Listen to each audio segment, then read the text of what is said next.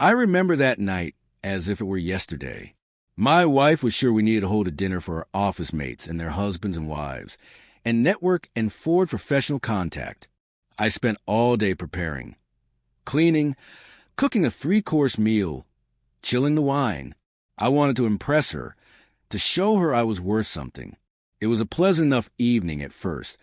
Pleasant people talking over appetizers. Everyone seemed to enjoy themselves, praising the food and the vibe. I started to relax, thinking maybe this was not going to be the painful experience that I'd feared. Then came a turn you didn't see coming. My wife was just finishing her 3rd glass of wine when the conversation somehow turned to relationships. She gave me that telltale impish smile, the one I come to read as a danger sign, and started talking to her colleagues. "You know what's funny?" she said, her tone a little too loud. "When I initially fell in love with him, I thought he was an amazing catch. Tall, successful, impressive in all ways." She elongated the word every, giving an exaggerated wink. The husband of one of her colleagues laughed and said, "And he isn't?" Everyone laughed, believing it was harmless ribbing between a married couple. "Well, let's just say," she held up a hand and pinched her thumb and index finger nearly together, with hardly any space between them. "Not everything is what you think." The group at the table burst into laughter. I turned my gaze away from anyone's eyes and felt my face flush with embarrassment. But she wasn't finished. "I know. It's like being married to a teenage boy. So fast to get started, especially if you're using me in a real diet, and even faster to finish, if you know what I mean." More laughter followed. As if that wasn't enough, she added, "Sometimes I question if I need to buy him a booster seat for supper." One of her female colleagues, sensing my discomfort, was trying to change the subject. But my wife persisted. "No, really, it's fine. We've all got a cross to bear. Mine's just a little smaller than most." She clinked her glass in a silent toast, and even if the atmosphere in the room thickened as others were gently dragged into compliance, they were still, at least some of them, of the generation that didn't rise to such things, like dinner fish under Mikado banners. I sat there, frozen. My food remained untouched. We went on later in the conversation to other things, but that's not the point. I could read it in their eyes. Wincing pity, secondhand embarrassment, the understanding that they couldn't unhear what she said. It wasn't only the feeling that humiliation hit the hardest. The bitterest truth of all was that the person I believed in my heart to be the gentlest person in my life, the one person I should have trusted above all else, held me in such low esteem that she literally breathed free of me, turned her back on me, and ate my deepest insecurities for dinner conversation. The rest of the evening I turned on autopilot, busily clearing plates, refilling glasses, wearing that brave smile when necessary. But inside, things were unraveling. Everything I thought I knew about my marriage, my wife, and myself. So after we hosted our guests, she acted as though nothing was wrong. When I called her on this, she completely dismissed my feelings. "Oh, lighten up. It was just a joke. Every couple does that. You're being too sensitive." As she slept soundly beside me that night, I lay awake, staring at the darkness. Her words played in my mind on repeat. It wasn't the first time she had made comments about the size of my height or my operation in bed, but it was the first time she had done it publicly, so deliberately. I didn't realize it at the time, but that dinner party would be the tipping point that finally gave me insight into the true nature of our marriage. At times, humiliation is the alarm clock you didn't even realize you needed. That night was by no means an isolated incident. Memories flared. Tiny, relentless pricks that had, over our years together, methodically drained my self-esteem. At first, she made her remarks more subtly, framing them as jokes or tips for her colleagues. "I think maybe you should wear shoes that have thicker soles," she would say before we went out to events with her colleagues. "It can knit together a friendly authority." I would laugh, thinking she was just being practical. Then there were the comments in the bedroom. What began as gentle coaching led to blistering denouncement. "Is that it?" she would say, unmistakably disappointed. Or she'd sigh and walk off, saying, "Don't worry about it. I'm used to it by now." Every time, I lost a little bit of myself. I did everything I could to make her happy, but all I got back was dissatisfaction. More sighs, more little jerks of her head. My promotion at work was supposed to be a celebration 3 years ago. Instead, when I excitedly told her I had landed a senior job, her reaction was mostly, "That's nice. I guess they didn't have much of a choice this year." And then, as if on cue, she pivoted the conversation to her own professional successes. I was in our kitchen, the champagne untouched, as she spoke about none but herself for 40 minutes. An entirely new battleground awaited at family gatherings. She would present me to far-flung relatives with her hand casually resting on my shoulder and say things like, "This is my husband. He's not exactly what I picture when I fantasize about marrying as a little girl. But we may do, didn't we, honey?" Meanwhile, wearing that polished smile that made the world believe she was simply adorably affectionate. Not even shopping trips were much better. She'd hold up smaller sizes and say, "Maybe someday," to store employees. If I selected something I chose, she would wrinkle her nose just this way and say, "That's okay if that's what you want to do, but it doesn't really suit you." She even mocked my hobbies. When I started taking guitar lessons, something I'd always wanted to do, she laughed at one of her friends over the phone. "It's adorable. Some he can't quite get right because his fingers are so little, but he tries so hard." I stuck it out for 3 months before quitting. The least surprising of these was how she would lift me up privately to destroy me publicly. She would tell me I looked handsome before an event, but then later announce to the crowd that she had to help me pick my outfit because I dress like a colorblind teenager. She would rave about a meal I cooked at home, then tell dinner party guests that I was still learning basic techniques. Our vacations followed the same path. She'd scold my planning, my navigation, my choice of restaurants, while curating perfect couple moments for social media. The disparity between the idyllic marriage she portrayed online and the hell I endured was mind-blowing.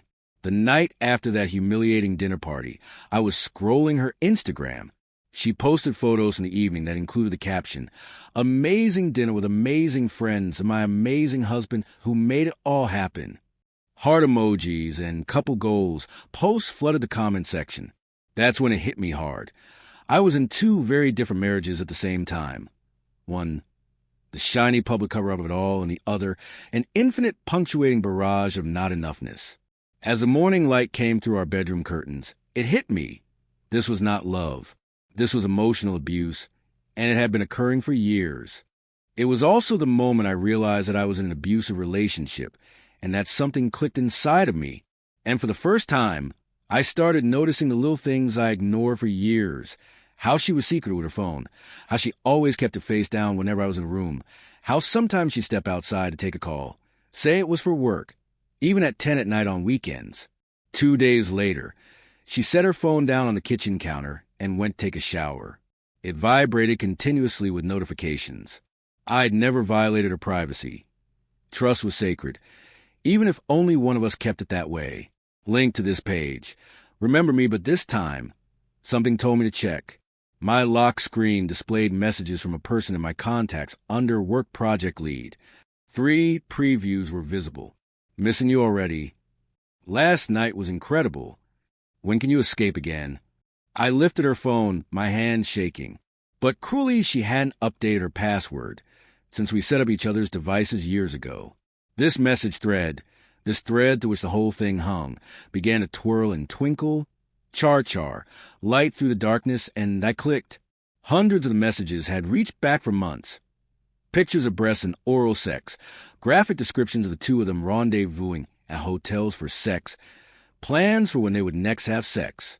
The final messages detailed their dinner plans for the next evening. I was going to be working late, it seemed, though I hadn't been informed, and my heart sank. But what truly broke me were the texts in which they talked about me. "He has no idea," she wrote. "Too busy trying to make me happy to see anything." Her lover had asked her if she ever felt guilty.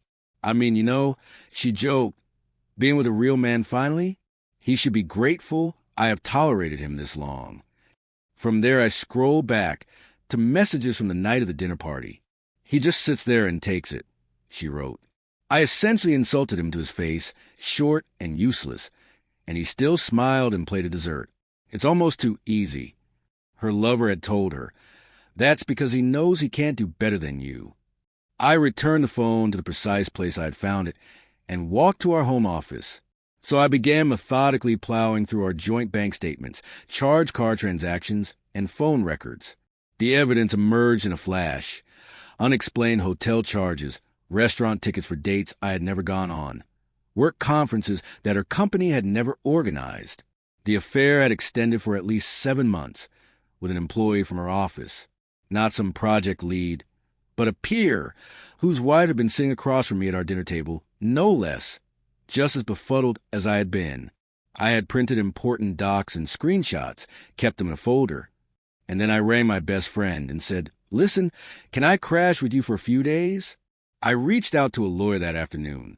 My plan was already working. That evening, I acted completely normally, inquiring how her day went with passing interest.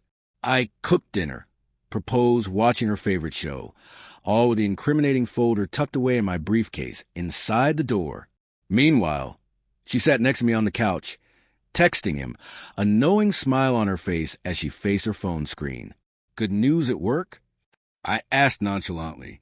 "Oh, just a project coming together," she said, without even glancing up. "Nothing you'd understand." I nodded, drank my wine, and studied the lineaments of the face of the woman to whom I had given 8 years of my life. The woman who had hollowed me out like the neck of a bottle, of the man we had slept with, in the bed we had made. "I love you," I said, testing those words out. She glanced up briefly. "Love you, too," she said automatically. Her eyes returned to her phone. Everything came clear in that hollow, practice exchange. It wasn't just that I was being dismissed. I was being actively misled by a person who had no genuine love for me. And, for the first time since this nightmare began, a feeling I had not expected emerged. Not heartbreak, not rage, but cold-blooded, steely resolve. It was time to end the charade. The following day, I set things in motion. I swept half of our joint funds into a new personal account. I called my lawyer again to finalize our strategy. I spent my entire afternoon taking all my shit to my friend's house while she was at work. All the pieces were in place for the inevitable reckoning. That night, I made her favorite dinner: salmon, roasted vegetables, and white wine. She came in, dazed and drunk by the romantic atmosphere. "What's the occasion?" she said, throwing her keys on the counter. "Want to do something nice," I said, handing her a glass of wine. "How was your day?" "Busy, stressful, the usual." She sighed and looked at her phone, presumably texting him, then sat. We ate in relative silence until I broke it. "I want to talk to you about something important." She sighed dramatically. "Can it wait?" "I'm exhausted." "No, it can't." I placed a folder on the table in front of us. I know about the affair." Her face shifted from shock to denial to cold calculation to indignation. "What are you talking about?" I opened the folder and methodically showed her the evidence: hotel receipts, message screenshots, restaurant bills, phone records. "You went through my phone?" she hissed, trying to dodge blame. "That's an invasion of somebody's privacy totally." "Yes, I did," I said calmly. Having saved you years of sexual and public embarrassment, I finally followed my gut. She scoffed incredulously. "Manipulation? Are you serious right now? I have been right there with you for all of it. Supported? You have ridiculed me at every opportunity. You mocked my height, my talent in bed, my job, all while you were banging someone else." It was her attitude toward, and also immediately, tears welled in her eyes. "I made a mistake. It didn't mean anything. We can fix this. The affair is only one reason this marriage is over," I said evenly. "I would never be with someone who has so much contempt for me without that." She offered her hand. I pulled mine back. "You don't see. You've never been. You don't know," she pleaded. "I have been so stressed at work." He was just there. It was a moment of weakness. 7 months of moments. I countered, steadying my voice. "And all those things you said about me?" Her regrets and crocodile tears now evaporated, and cold fury filled the void. "Fine. You want the truth?"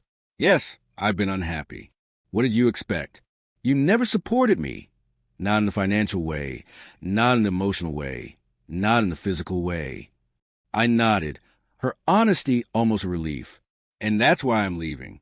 I deserve better than what you see. She scoffed. You? Better than me? Good luck finding someone who will tolerate your flaws.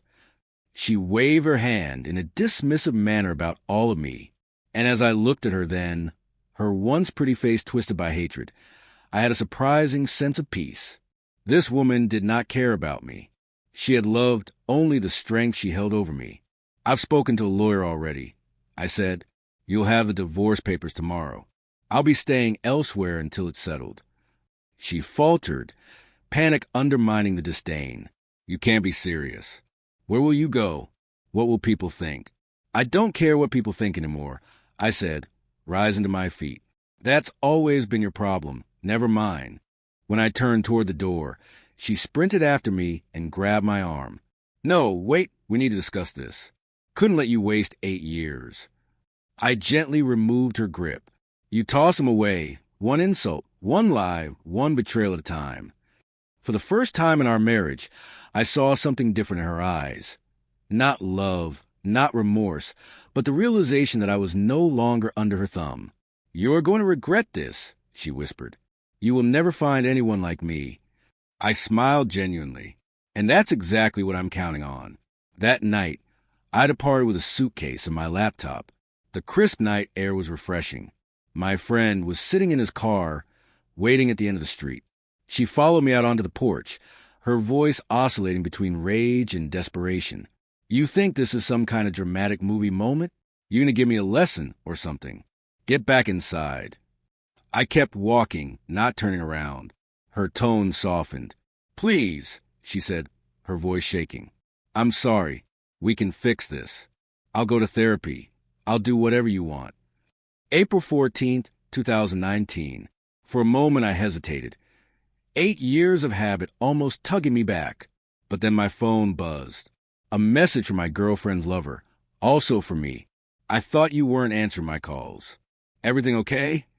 She must have known I had his number. I got to my friend's car and heard her exasperated yell behind me. She doesn't seem happy, my friend remarked as we pulled away. She isn't used to losing control, I said, more buoyant than I had felt in years. The subsequent days passed in a blur of logistics, finalizing the divorce, opening new accounts, packing the rest of my things. She hammered out message after message, raging, begging, threatening, negotiating. She even came to my office and made a scene, solidifying my choice. 6 months later, my life was unrecognizable. I divorced, sold the house, and moved into a shiny downtown condo. Well, I put myself healthy, got in touch with old friends. Work-wise, I did terribly well. And for the first time in a year, I felt liberated. And when I did go out with someone new, it wasn't to fill a void. That was because I built a life I wanted to share. 6 months can upend everything.